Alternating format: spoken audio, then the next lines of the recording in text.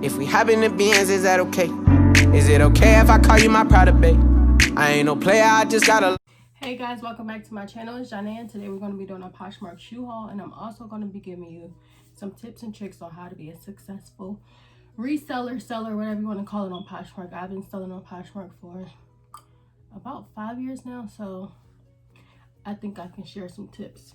But let's just do the haul first. I love shoes, and I find mostly all my shoes on Poshmark. And I'm going to just show y'all what I got. I'm going to save the best for last. But to start off, I got these red... Like, how different are these? They're originally from H&M. I only got these for $12, including the shipping.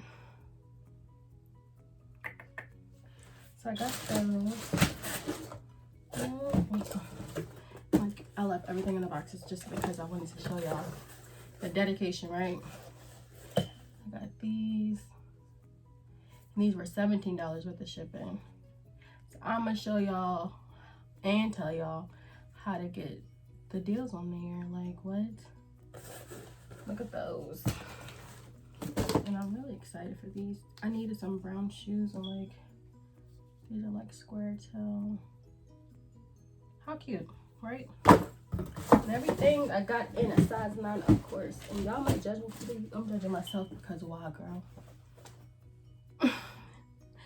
I don't know what possessed me to get cowboy boots. I really just wanted to try it out. And these were only $10 with shipping. That's how cheap she sold them to me for. And they're brand new. So I was like, let's just try it.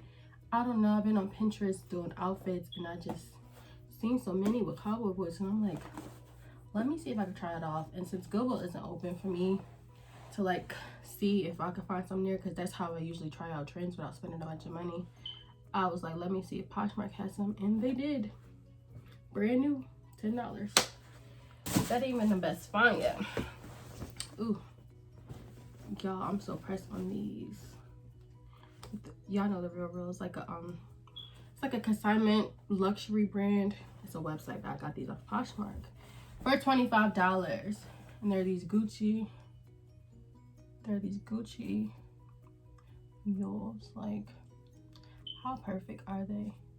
And they're in really good condition. Like, I just was so pressed that she sold them for me for $25. Like, what? She could have got so much more money from them. They're so comfy too, and that's how you know it's legit. Also, Poshmark doesn't allow you to sell fake stuff, so don't ever be worried about getting nothing fake off there, because they literally will delete your account if you try it. And last but not least, I got some Yeezys. This ain't the right box for them, but she still gave me a box because she didn't have a box. I got these y'all for like $70. And look how good the condition is.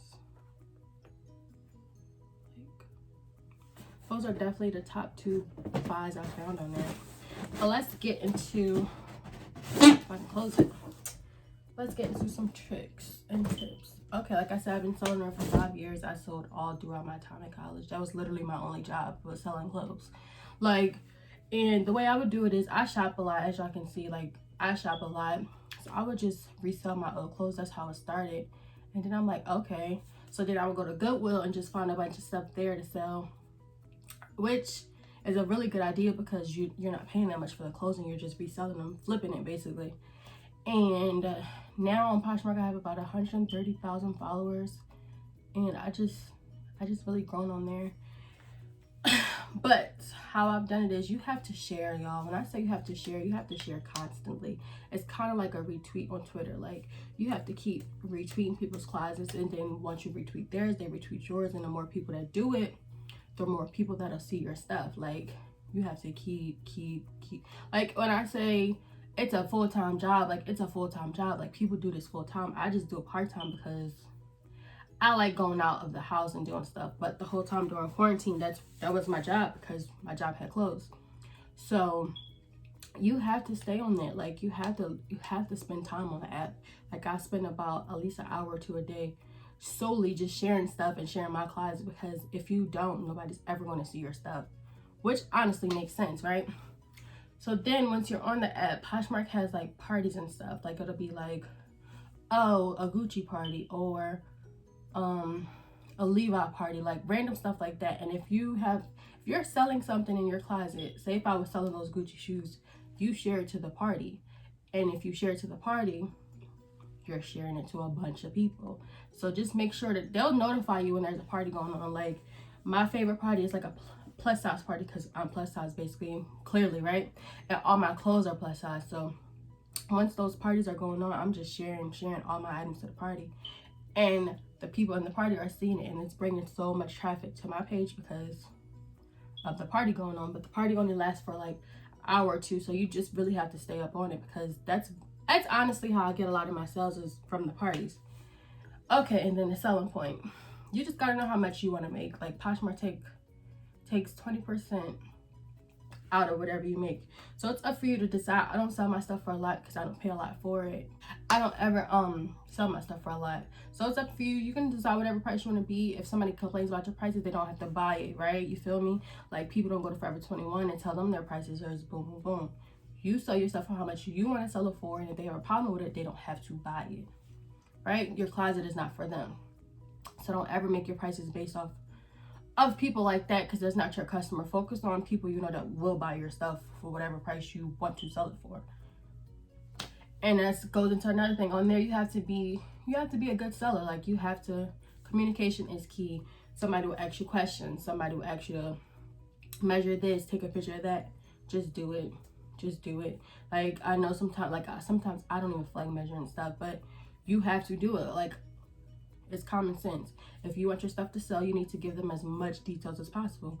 Like how on Forever 21 or Fashion Nova, you go in the item description, they're telling you the hips, they're telling you all of that.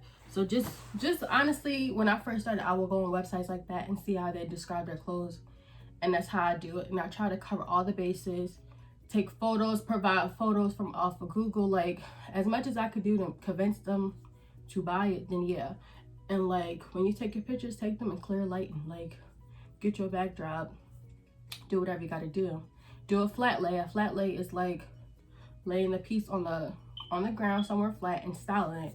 Like, if I'm selling a pair of shorts, I'm going to style it with a shirt and sunglasses, you know, to give them the full look on how it will look. Because some people, everybody doesn't know how to like style pieces together. They might want the piece, but they don't know how they will wear it, you know?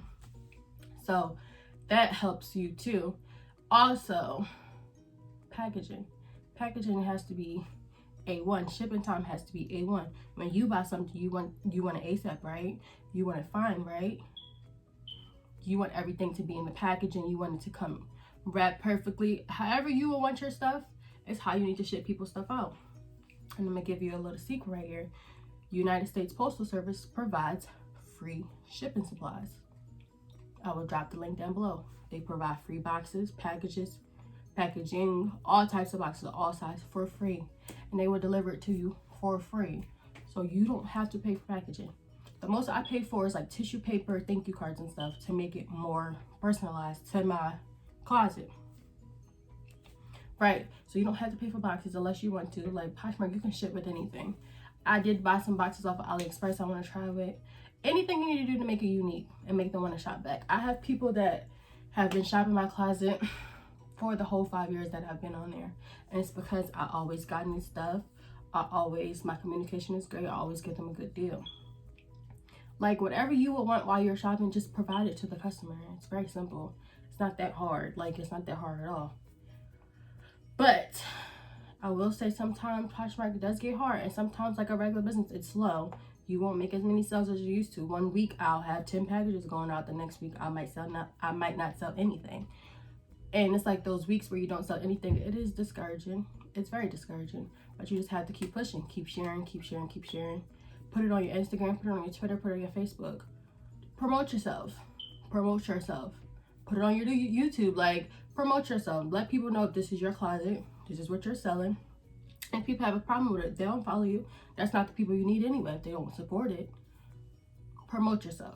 So it's like the weeks I find that I'm not selling anything, I just go hard. Like, I'll spend, like I said, I spend 1 or 2 hours. Sometimes I'll spend another hour or two just sharing. And it'll help me like get some packages going in. And also, if I'm having a slow week, I'll try to like change my pictures. Like, maybe my cover picture, which is the first picture they see, is not as good as it need to be, or it should. You have to see what works for you. But that's some of the stuff I do, and I still do it to this day. And like, it's all helping me. Like, I'm going on my 6th year, and Poshmark, I'm so thankful for them and grateful for them, because I wouldn't have got through college because I had no job. All I had was my refund check, and I was not trying to ask my mom for no money. Y'all know I'd be like, I did not want her worried about me or anything, and I couldn't work because I was a full-time student, so I could not balance it. So I'm like, I need to be able to make money without having to miss class or anything like that. So, and job is not secure, the next check is not secure. You need to have you a backup plan. You need to have you multiple streams of income. Poshmark, the whole time during the pandemic, was my income, was my money. That's how I made my money. And I'm so grateful that people were still buying and Poshmark didn't shut down or anything, because I wouldn't have had no money. Like, it's crazy to think about. But and then like Poshmark, it connects you to so many people. I've met so many great people on there. Like I said, I met people that still buy from my closet years later, and they're always checking in on me, like, when are you adding something else? Or I'll have people that, like the girl that I bought the Yeezys from, me and her, we shop each other's closet all the time. So she give me good deals, I give her good deals. Like, it's all about networking. Like, you have to make you good connections on there, because that's how you get yourself sold, you know. But that's it. That's all I got for y'all. This is the last video on this outfit. I know y'all tired of seeing it if you watched all my videos in order, but thank you for tuning in, and I'll see you guys in my next video.